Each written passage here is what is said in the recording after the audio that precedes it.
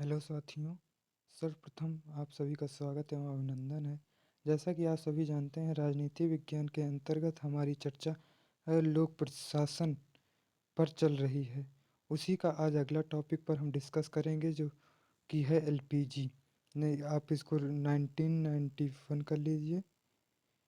LPG 1991।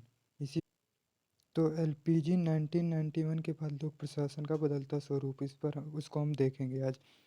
तो LPG पहले होता क्या है? ये होता है लिबरलाइजेशन, प्राइवेटाइजेशन एंड ग्लोबलाइजेशन।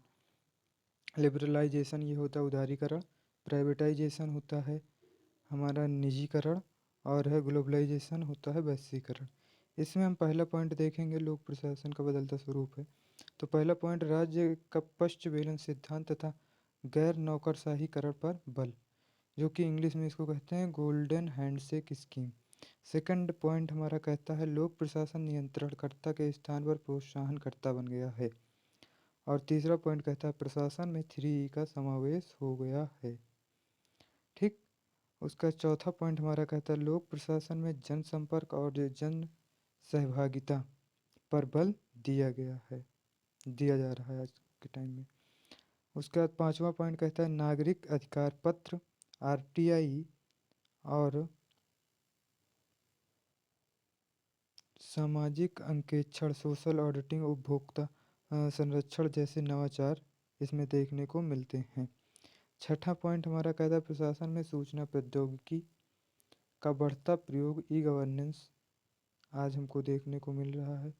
और सातवें में प्रशासनिक नीतियों का निर्धारण में वर्ल्ड बैंक, आईएमएफ, यूएनओ आदि की भूमिका में वृद्धि देखी जा सकती है।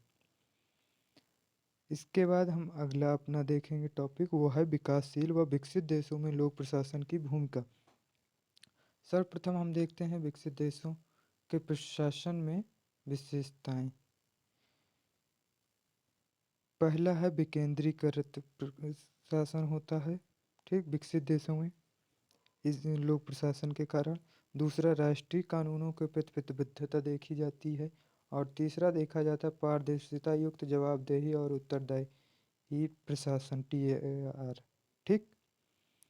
किसी भी प्रशासन की पारदर्शिता होती है इसमें, और जवाबदेही व अपने से सीनियर पे जवाबदेही रखता है।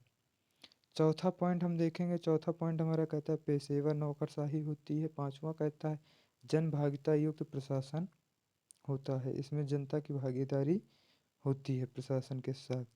और छठवां पॉइंट हमारा कहता है प्रशासनिक संरचना तार्किक व स्वतंत्र रूप से कार्य करती है।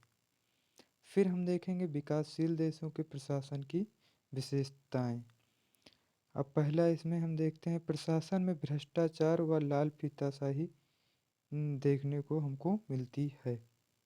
दूसरा पॉइंट हमारा कहता है प्रशासन औपनिवेशिक विरासत है। तीसरा कहता है जन सहभागिता की कमी है। और चौथा कहता है प्रशासन में प्रतिबद्धता का अभाव है।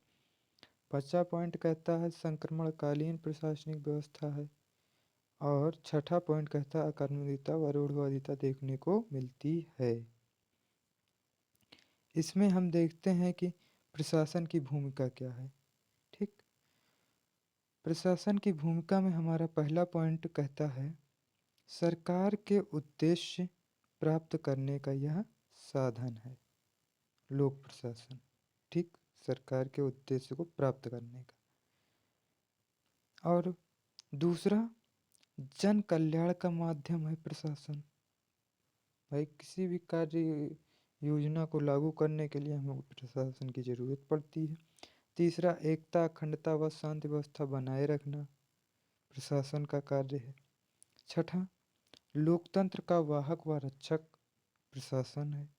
पांचवा, सामाजिक, आर्थिक व परिवर्तनकर्ता के रूप में भी हम इसे देखते हैं।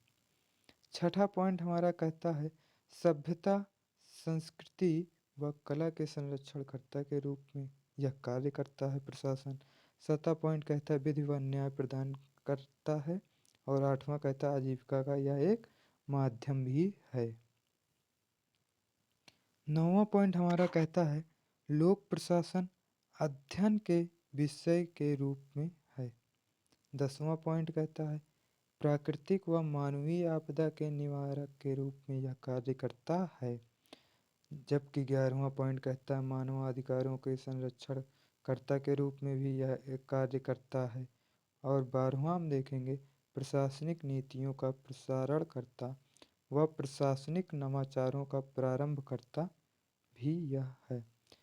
13वां हम देखते हैं सामाजिक आर्थिक राजनैतिक सांस्कृतिक परिवर्तनकर्ता के रूप में भी इसको देखा जाता है प्रशासन को। ठीक, फिर हम देखते हैं लोक प्रशासन को अध्ययन के विषय के रूप में। लोक प्रशासन का उद्भव अमेरिका में क्यों?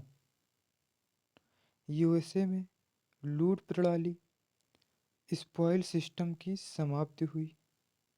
लूट प्रणाली व स्पॉइल सिस्टम की समाप्ति हुई लोक प्रशासन ठीक के द्वारा। दूसरा, अमेरिका में लोक कल्याणकारी राज्य की अवधारणा का उद्भव हुआ। तीसरा, तीव्र औद्योगिकीकरण व बड़े पैमाने पर सामाजिक विस्थापन हुए। और चौथा पॉइंट कहता है अमेरिकी संगठनों में प्रबंधकीय जटिलताएं देखने को मिलती हैं। ठीक, इसी के साथ हमारा आज का टॉपिक समाप्त होता है। अगला टॉपिक है लोक प्रशासन के विकास का चरण। इसको हम अगले लेक्चर में देखेंगे। ठीक, जय हिंद जय भारत। धन्यवाद साथियों।